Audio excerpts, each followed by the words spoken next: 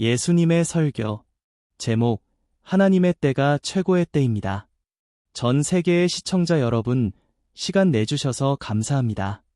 하나님의 때가 최고의 때입니다. 일단 하나님의 때에 일들을 하기만 하면 여러분은 최고의 것을 가집니다. 하나님의 때에 모든 것은 좋아 보입니다. 할렐루야. 매번 제가 하나님의 때에 일들을 하면 저는 할 말을 찾아, 해야 할 일을 찾아 주변을 둘러보지 않습니다. 그것들은 항상 제 주변에 있습니다. 무엇을 말할지, 무엇을 할지, 그것들을 어떻게 해야 하는지 하나님의 때에 있습니다. 하나님이 그것들을 제공하십니다. 우리의 일들을 하나님의 때에 하지 않을 때, 우리는 우리 자신의 말들을 찾아 씨름하기 시작합니다. 무슨 말을 할지, 무엇을 하고, 어디로 갈지 씨름하기 시작합니다. 우리는 내가 무슨 말을 할까? 그들에게 어떻게 말할까? 내가 어디로 갈까? 어떻게 갈까?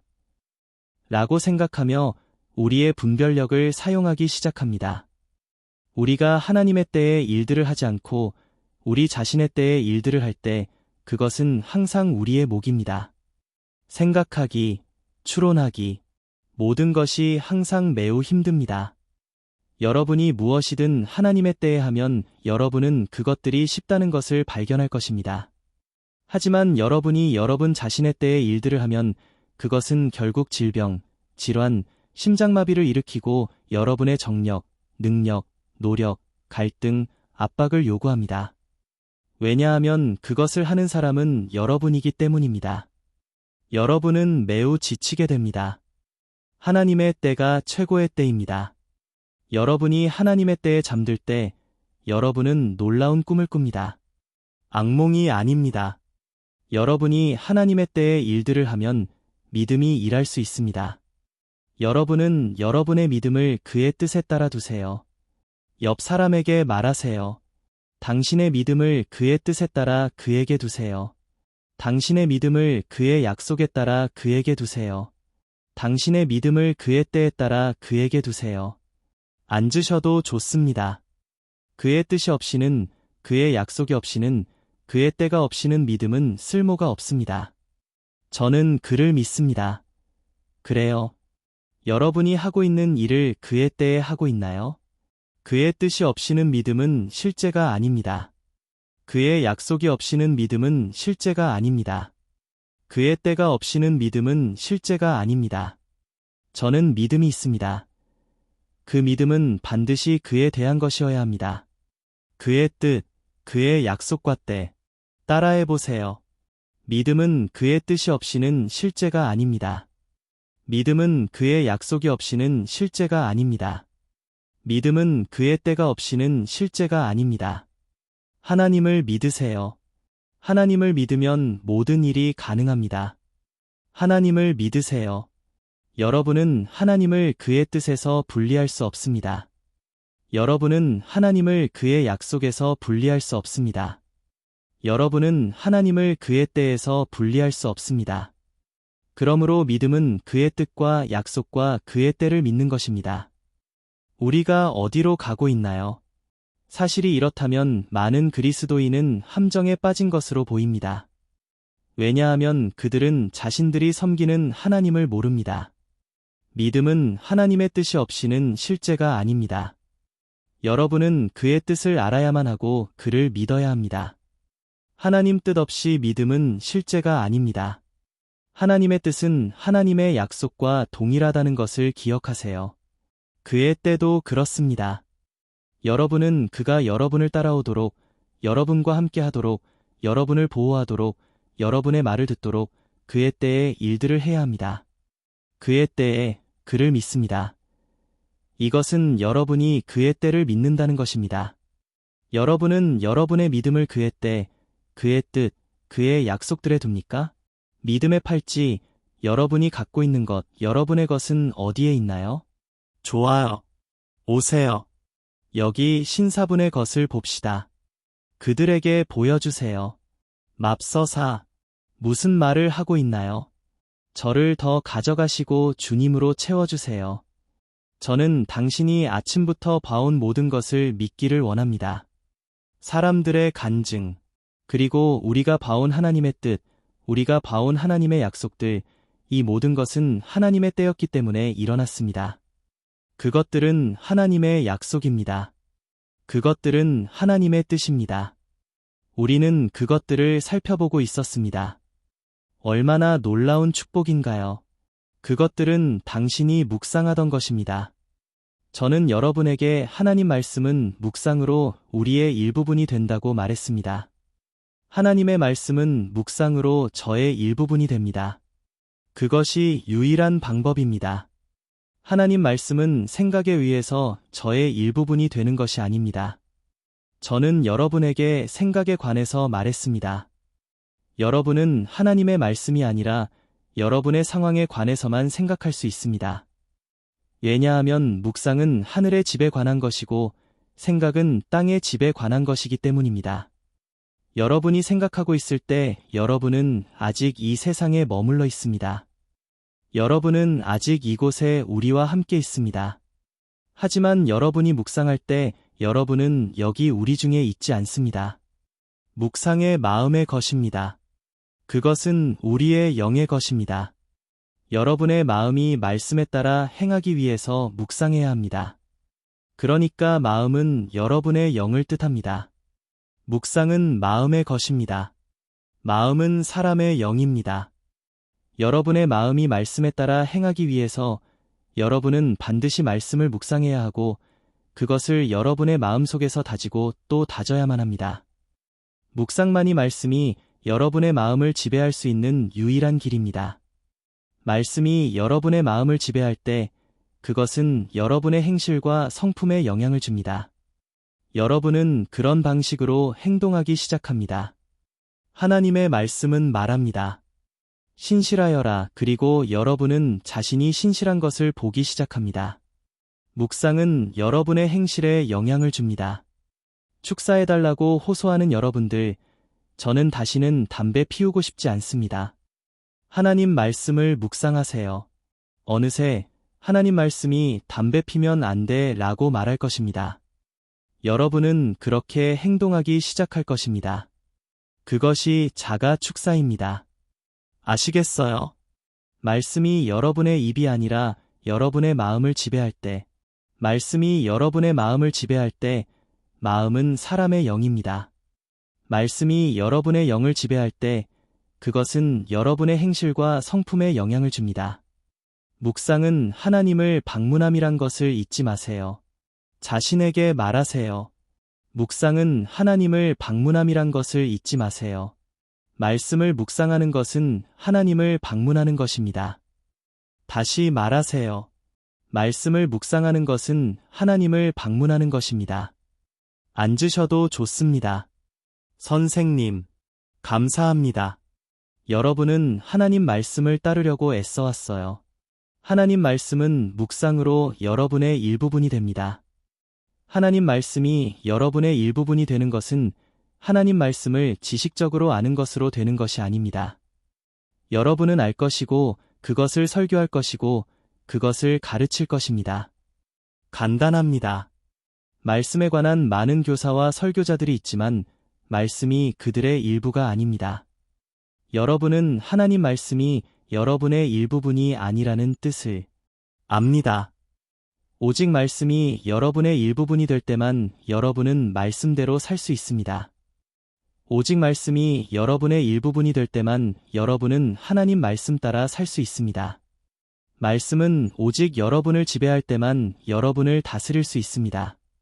성공을 위한 계획, 말씀을 간직하고 밤낮으로 묵상하고 말씀이 말하는 것을 행하세요. 밤낮으로 말씀을 묵상하지 않으면 여러분은 말씀을 마음에 간직할 수 없습니다. 여러분이 말씀을 마음에 간직하고 있을 때 그것이 여러분의 행동과 성품에 영향을 줄 수 있습니다. 여러분이 밤낮으로 묵상할 때 말씀은 여러분의 행동에 즉시 영향을 줄 것입니다. 여러분이 하나님 말씀을 묵상하면 안 돼. 이것은 하나님의 뜻이 아니야. 이것은 하나님이 말씀하시는 것이 아니야. 그것이 여러분의 행동입니다. 하지만 여러분의 행동에 영향을 줄 것이 없다면 여러분은 원하는 것은 무엇이든 할 것입니다. 왜냐하면 말씀은 묵상으로 여러분의 일부분이 됩니다. 하나님 말씀은 묵상으로 저의 일부분이 됩니다. 그런데 하나님의 말씀이 뭔가요? 하나님 말씀과 성령은 물질들을 창조합니다. 이것은 성령이 물질보다 크다는 것을 보여주며 여러분은 그 물질 중에 하나입니다. 하나님 말씀, 성령, 이 물질을 창조합니다. 이것은 성령님이 물질보다 크다는 것을 보여줍니다. 왜냐하면 성령님이 물질들을 창조했기 때문입니다. 우리가 가장 먼저 번성해야 할 곳은 우리의 영적인 삶입니다. 이웃에게 말하세요. 우리가 가장 먼저 번성해야 할 곳은 우리의 영적인 삶입니다. 하지만 오늘날 여러분은 부자이며 돈을 갖고 있고 큰 집을 갖고 있고 여러 대의 차를 갖고 있고 많은 돈을 갖고 있고 교수이지만 여러분의 영적인 삶은 제로입니다. 심지어 여러분은 하나님과 관계조차도 맺지 못합니다. 심지어 여러분은 남들의 것은 말할 것도 없고 자신에 대한 하나님의 뜻조차도 알지 못합니다. 그것이 여러분이 영적으로 제로라는 것을 보여줍니다. 여러분은 평생을 물질을 믿기 위해 싸우고 있습니다. 영이 물질을 창조합니다. 여러분은 물질을 위해 일하고 싸우고 있으며 창조자를 버립니다. 그래서 우리의 삶이 이런 것입니다. 여러분이 다른 영역에서 번성했을 때 번영은 짐이 됩니다. 아시다시피 여러분이 매우 살쪘을 때 그 살찐 것이 여러분의 다리에 영향을 주기 시작할 것입니다. 여러분은 이제 불평하기 시작할 것입니다. 여러분은 걸을 수 없을 것입니다. 그것들은 몸통, 다 번영이고 다리는 영이십니다. 다리가 뭐라고요? 영이십니다. 그 모든 부분, 몸통, 은 물질입니다. 그 모든 부분이 뭐라고요? 물질입니다. 두 다리는 뭐라고요? 영이십니다. 그것은 우리가 이야기하고 있는 것에 대한 이 세상에서의 좋은 예입니다. 영이 몸을 창조하셨습니다. 그 번영이 그에게는 너무 많으십니다. 그리고 그는 이제 다시 여러분을 움직일 수 없다고 불평하십니다. 그는 여러분을 움직이실 수 없을 것입니다. 부담이 있습니다. 이것은 위기입니다. 제가 여러분에게 밤낮으로 묵상하라고 부탁한 하나님 말씀은 하나님과 관계가 되어야 하고 하나님에 대한 방문이 되어야 합니다. 하나님 말씀은 묵상으로 여러분의 일부가 됩니다. 여러분이 인생에서 성공하고 싶다면 하나님 말씀을 밤낮으로 묵상하세요. 하나님 말씀, 영, 이 물질을 창조합니다. 부, 명성, 인기, 성령은 외적으로 여러분이 무엇을 성취하든지 무엇을 말할 수 있든지 그분이 그것들을 창조하셨습니다. 그것은 영이 모든 것보다 크다는 것을 보여줍니다. 그는 가장 크십니다. 하지만 부, 명성, 인기 등은 오늘날 우리가 세상에서 좇고 있는 것들입니다. 부, 명성, 인기 등을 얻기 위해 오늘날 우리 자신을 죽이고 있습니다. 먹고 마시는 것, 그것들을 얻기 위해 우리는 모든 것을 합니다. 그리고 우리 중 많은 사람은 그것들이 충분히 있습니다. 이제 그것들은 짐이 되었습니다. 여러분이 그것들을 가질 때쯤이면 여러분은 다시 불평하기 시작합니다. 왜냐하면 영은 약하기 때문입니다. 사람들은 돈, 명예, 인기를 추구합니다.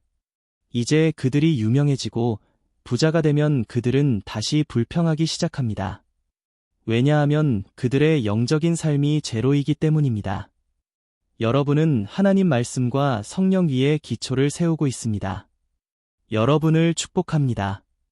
전 세계의 시청자 여러분, 여러분은 부자이고 세계적으로 유명하지만 여러분의 영적인 삶은 딱히 자랑할 만한 것이 없습니다. 여러분이 평화를 얻기 위해서 그것들을 어려운 사람들과 나누기 시작하세요. 여러분이 그것들을 나눌 때 하나님은 여러분의 영적인 삶을 증가시키십니다. 경건한 태도로 남들과 나누세요.